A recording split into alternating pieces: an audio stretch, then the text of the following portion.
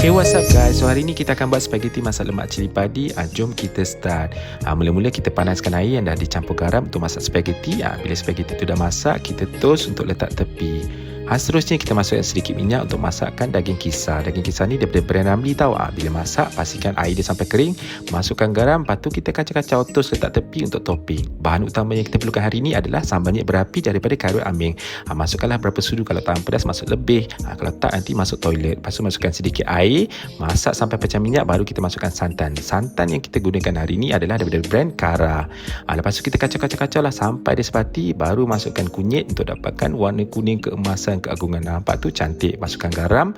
Lepas tu kita kacau-kacau lah sampai masak. Lepas tu masukkan spaghetti. Bila dah siap spaghetti tu, tambah lagi sambal minyak untuk lagi kick. Lepas tu kita sedia dihidang dengan topping tadi. Dengar tak anak aku dah bising? Selamat mencuba.